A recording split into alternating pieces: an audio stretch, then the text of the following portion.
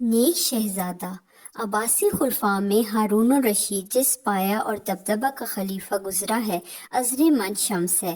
تاریخوں نے اس کے حالات و طرز خلافت کے واقعات کو اپنے دامن میں محفوظ کر کے دنیا کے سامنے پیش کر دیا۔ اسی نامور خلیفہ کا لڑکا احمد سبتی گزرا ہے، جس نے ناز و نعمت سے پرورش پانے کے بجائے زہد و تقوی اور صبر و قناعت کی زندگی بسر کرنے کو ترجیح دی، اور شان و شوکت والی زندگی کو لات مار کے تاج شاہی کو ٹھکرا کر خلق اللہ سے بے نیاز ہو کر گوشہ نشینی اختیار کی اور اپنے مولا کی عبادت میں لگ گیا۔ اس نے خلافت کی طرف آنکھ اٹھا کر بھی نہ دیکھا، باوجود یہ کہ اس پر قدرت رکھتا تھا۔ اس گوشہ نشین امیر زادہ زاہد و تارک و دنیا کے حالات مستند و معتبر مورخین مثلا ابن خلکان رحمۃ اللہ علیہ اور حضرت حافظ ابن کثیر رحمۃ اللہ علیہ و علامہ محدث ابن جوزی رحمۃ اللہ علیہ نے اپنی اپنی تصنیفات میں شاندار طریقے پر بیان فرمائے ہیں۔ احمد مذکورہ ہارون الرشید کا بیٹا ایک عورت نے جنم دیا جس سے ہارون کی محبت ہو گئی تھی اور اس سے نکاح کر لیا تھا۔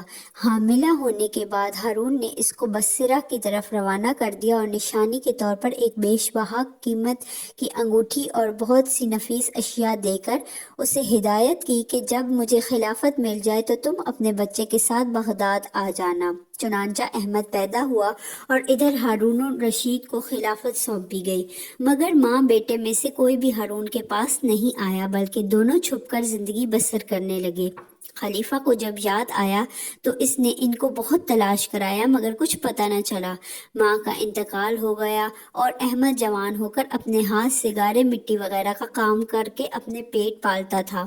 یہ کام بھی وہ ہفتے میں کے دن کرتا تھا جس کو عربی میں یوم السبت کہتے ہیں، اسی لیے اس کا نام احمد سبتی مشہور ہو گیا۔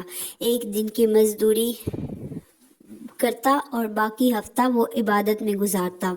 اسی حالت میں احمد برسوں تک رہا۔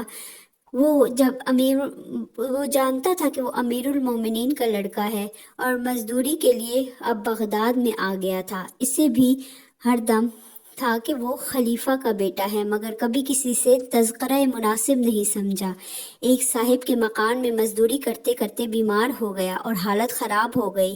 جب وقت قریب آیا انگوٹھی نکال کر صاحب خانہ کو دی اور کہا کہ یہ انگوٹھی خلیفہ کو دے کر کہنا کہ یہ انگوٹھی ایک شخص نے دی ہے۔